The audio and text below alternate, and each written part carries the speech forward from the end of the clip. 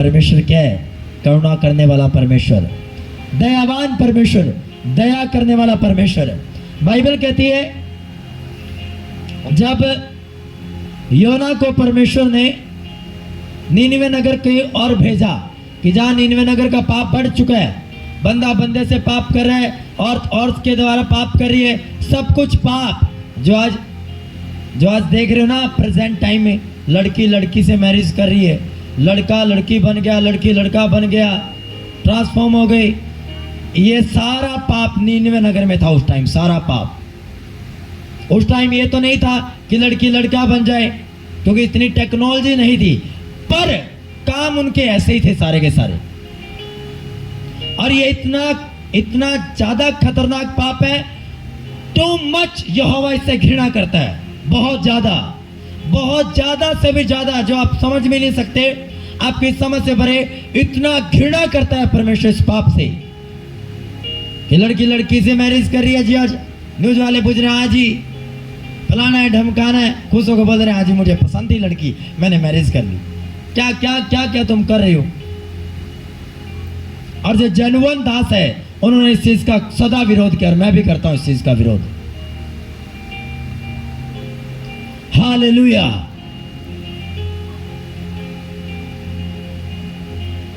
अरे जो परमेश्वर ने आपको बनाया, लड़का बनाया लड़की बनाई, उसमें खुश रहो। वो खुदा ने सोच समझ कर आपको बनाया। पर आज तो पाप इतना बढ़ गया जी, है लड़की लड़के में ट्रांसफॉर्म होती जा रही है, लड़का लड़की बन गया। थाईलैंड में कितने ऐसे बॉयज हैं जो लड़की बन चुके हैं और लोगों को पता ही नहीं, और पाप खुलेआम चल रहे हैं। ये नीनवे नगर का हाल था।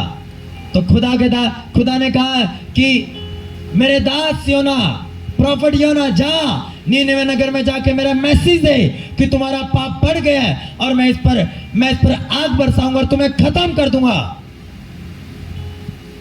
हालेलुया। और बाइबल कहती है योना उस नगर में गया और उसने यहोवा का प्रचार किया, उसके नाम का प्रचार किया। और बाइबल कहती है जो उसका राजा था वह बुद्धिमान राजा था।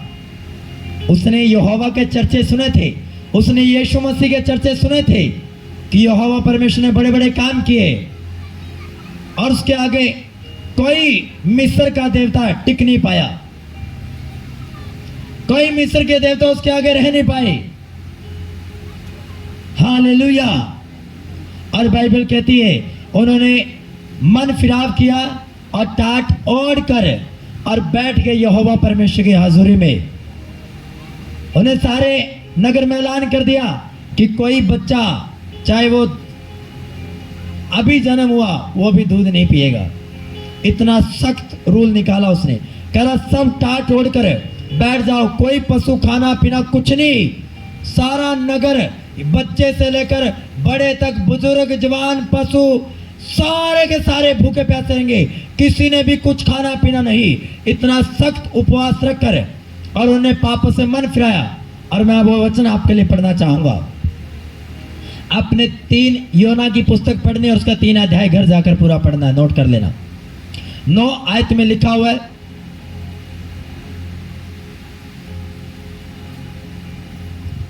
मैं पूरा अध्याय आपके लिए पढ़ूंगा, 10 आयत है।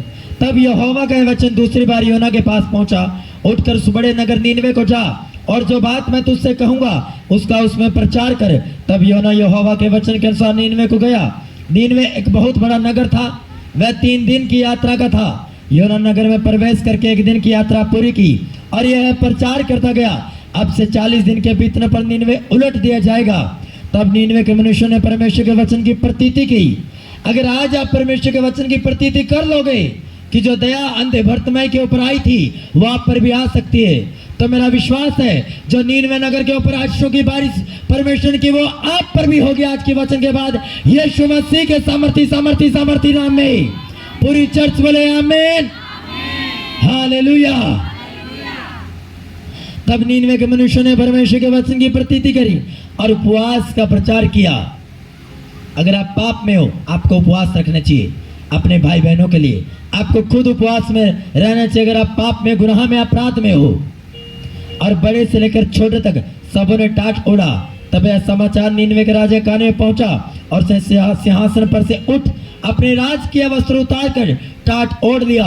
ऐशो आराम से दूर रहकर, दुनियादारी से दूर रहकर, अपने घर में रहकर उपवास रखा। और राजा ने प्रधानों से सम्मति लेकर नीनवे में इस आगे ढिंडोरा पिटवाया। क्या मनुष्य है, क्या गाय, क्या बैल, क्या भेड़ बकरी या अन्य पशु, कोई कुछ भी न खाए, वे न खाए न पानी पिए। पाप से निकलने का रास्ता एक ही है। अगर आप ड्राई फास्टिंग कर लोगे, आप बड़ी स्पीड से और जल्दी से पाप से, बुरी संगति से, घोर अंधकार से, घोर पाप से आप निकल जाओगे बड़े आराम से, इजी, आसानी से। आमीन, हालेलुया। ये था पाप का तरीका। अगर कोई काम आपके लिए असंभव लग रहा है, रुकावट लगी, रोक तो जा ही नहीं रहा है, उपवास रखो, ड्राई फास्टिंग कर लो, ना कुछ खाओ ना कुछ पियो, जल्द हीलिंग आपकी लाइफ में आ जाएगी। सारी रूहों की दीवार गिर जाएगी, सारे बंधन टूट जाएंगे, वो जुआ जो शैतान का वो टूट जाएगा यीशु मसीह के सामर्थ्य नाम में। हालेलुया। वो कर्जों के बंधन टूटने वाले हैं आपकी लाइफ में आने वाले दिनों में, और सारी बीमारियां टूटने वाली है यीशु मसीह के नाम में। आपकी देरी की आत्मा खत्म होते मैं देख रहा हूं राइट नाउ यीशु मसीह के सामर्थ्य नाम में। मैं आप पर खुदावन की दया को आते हुए देख रहा हूं, मैं उसकी मर्जी को आपकी लाइफ पर आते हुए देख रहा हूं। आपके भाई बंधु छुड़ाए जा रहे हैं, आपका परिवार छुड़ाए जा रहे हैं, फेवर आपकी लाइफ पर आते हुए मैं देख रहा हूं। Thank you Jesus, hallelujah. मनुष्य और पशु दोनों टाट ओढ़े और परमेश्वर की दुहाई चिल्ला कर आपको बार बार दया मांगनी पड़ेगी। हे परमेश्वर, मुझ पर दया कर, मेरे फाइनेंस पर दया कर, मेरे बच्चों पर दया कर, मेरे घराने पर दया कर, मेरे बिजनेस पर दया कर, मैं जो कुछ चाहता हूं तेरी महिमा के लिए मेरे पिता, उस पर दया कर मेरे खुदा बाप। आपको बार बार दया की दुहाई देनी पड़ेगी परमेश्वर को, बार बार, तीनों टाइम, हर सेकंड, हर पल, हर एक घंटा, हर एक मिनट खुदावन की दया के साथ आज के बाद आप चलोगे, बैठोगे, उठोगे। हालेलुया।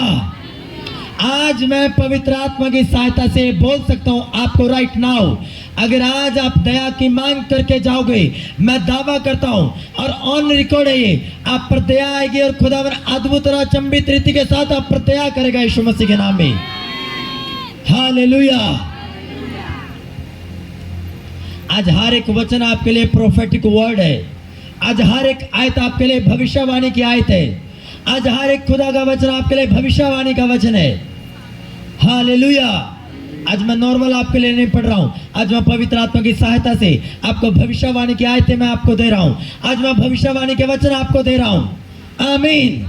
जैसे नीनवे नगर ने पश्चाताप किया, अगर आप आज पश्चाताप कर लोगे, पापों से मन फिरा लोगे, नशों से मन फिरा लोगे, बुरी संगति से मन फिरा लोगे, आपकी लाइफ में मैं नई चीजों को आते हुए देख रहा हूं चर्च।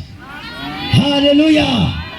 मैं आपको पुरानी चीजों को लेता नहीं देख रहा हूं, मैं आपको नई चीजों को लेता देख रहा हूं। आपकी लाइफ के अंदर, आपके परिवार के अंदर, आपके घराने में मैं नई चीजों को आते हुए देख रहा हूं यीशु मसीह के सामर्थ्य नाम में, यीशु मसीह के सामर्थ्य नाम में। हालेलुया। ये होगा तब जब आप नीनवे नगर की तरह पश्चाताप करोगे, अपने पापों से मन फिरा लोगे, अपने गुनाहों से मन फिरा लोगे, बुरी संगतियां, बुरे वो गर्लफ्रेंड बॉयफ्रेंड के चक्करों से बाहर निकल जाओगे। मैं आज विश्वास के साथ आपको भविष्यवाणी के वचन देता हूं, आज मैं भविष्यवाणी आपको देता हूं। खुदा नई चीजों को आपकी लाइफ में लेकर आ रहा है राइट नाउ, खुदा नई चीजों को आपकी लाइफ में लेकर आ रहे हैं, नई चीजें रिसीव करो, रिसीव यीशु मसीह के नाम में, ग्रहण करो यीशु मसीह के सामर्थ्य नाम में, ग्रहण करो यीशु मसीह के सामर्थ्य नाम में, नई चीजों को ग्रहण कर लो यीशु मसीह के नाम में, ग्रहण करो।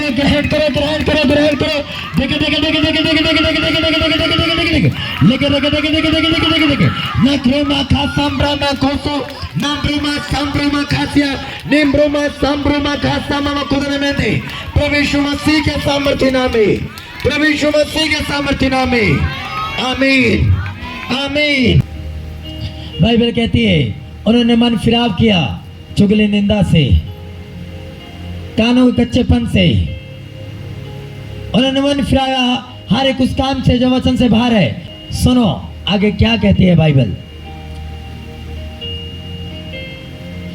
अपने कुमार्ग से फिरे, बुरे कामों से फिरे और उस उपद्रव से, उन बुरे कामों से, लालच से, गंदे पापों से, व्यभिचार से, और जो वे करते हैं पश्चाताप करें।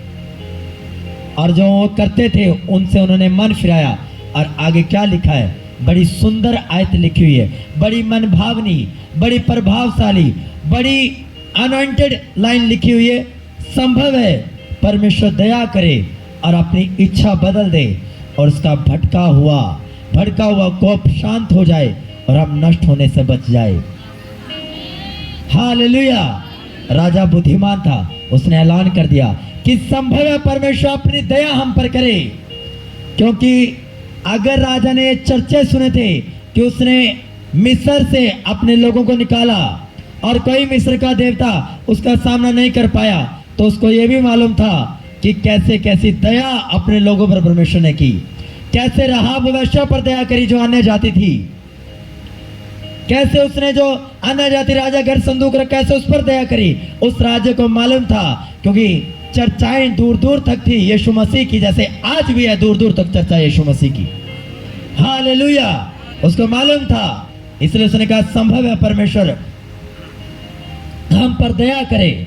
और बाइबल कहते है, जब आगे पढ़ोगे बाइबल कहते है परमेश्वर का मन चेंज हुआ और उसने नीनवे नगर पर, उस अन्य जाति पर, उस राजा पर, उसके लोगों पर, पशु पक्षियों पर दया की। और बाइबल कहते हैं वो दया के द्वारा बचाए गए, उन पर अनुग्रह हुआ, वो नगर बच गया, वो राजा बच गए, उसके लोग बच गए और सब यहोवा परमेश्वर की अगुवाई में बढ़ते चले गए और उसके वचन को स्वीकार किया। पूरी चर्च बोले आमीन।